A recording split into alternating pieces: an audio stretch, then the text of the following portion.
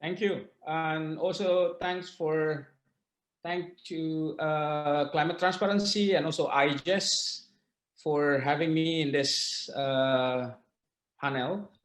First of all, I think given from the Climate Transparency report, we know that for Indonesia to be compatible with Paris Agreement target, that we have to raise our ambition in terms of climate mitigation target. Right now, it's still far, and from the climate transparency climate action tracker report, it seems like the current NDC of Indonesia still lead to 2 to 3 centigrade degrees instead of below 2 degrees.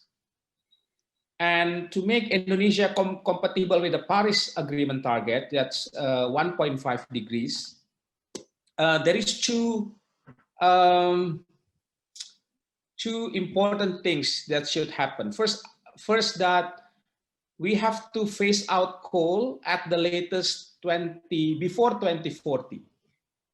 So that's the first one. The second, we have to increase renewable energy around 50% by 2030.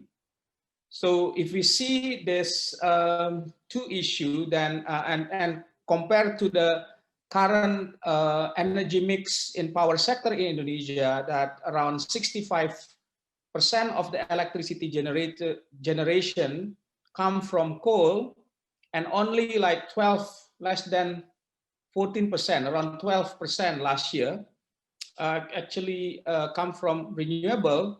Therefore, if we look at this target, we know that there is a big challenge. From our calculation, until 2025, only to meet the government target, which is under current ban of NDC, which is Indonesia plan to reduce 29% of emission from business as usual by 2030.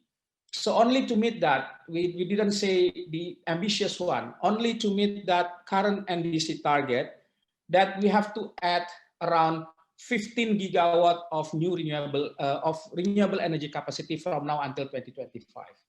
If we would like to follow this energy transition pathways to comply with Paris Agreement target, it is even bigger. That's the 50% of renewable energy mix by 2030 means that we have to add around 40 additional, like 40 gigawatt for the next decade, so until 2030. So you can see that is a big challenge. So given that number, annually we have to add between 2 to 3 gigawatt of new renewable energy capacities. And that brings to the challenge that I mentioned, that the other challenge, that right now we have too many coal also in the system.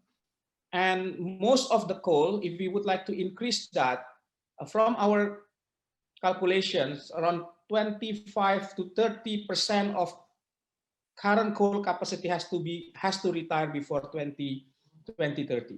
So I appreciate the Japanese government target to decarbonize 2050, and also the decision no longer to support a new coal power plant in developing country, including in Indonesia, as a positive, as a driving forces for us to shift the investment from fossil fuel to renewables.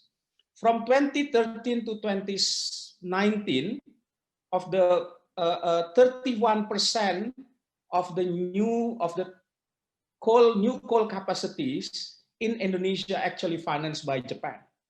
That's the second largest after China. So Japan play a very important role in supporting a coal development actually in Indonesia. So with that, then and also with Korea also mentioned that they are no longer support to build coal overseas. I think now we can focus on renewable energy investment. So to make that happen, at least we have to address 4 issues. First is that regulatory support reform, improve the regulatory framework. Therefore, it increased the attractiveness for renewable energy investment. That's a long and continuous effort, I think, to improve that. I mean, similar to the Vietnam situation, I think if you look at the renewable energy attractiveness index of Indonesia, we're still lower compared to our peers in the region. So improve that is very, very important. The second, because we have to build another 30 gigawatt over the next 10 years. Therefore, renewable energy project development should be there, because investor will invest in the project, and it should be bankable projects. Develop bankable project pipeline is very, very important, so investor can go and invest on that particular project.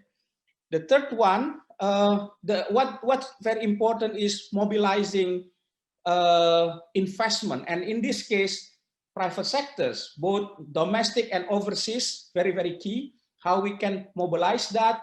Japanese investor, for instance, quite have been invest in Indonesia renewable energy, in particular large hydro and geothermal in the last 30 years.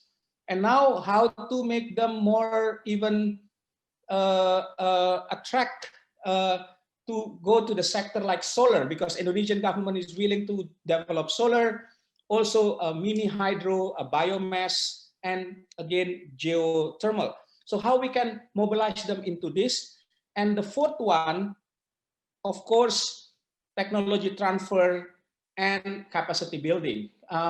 In particular, developing domestic renewable energy industry is very, very important, and it's part of the government agenda. So that's what the key, I think, potential collaboration. And well, there are more, I think, barriers and there, but I think that's actually the challenge.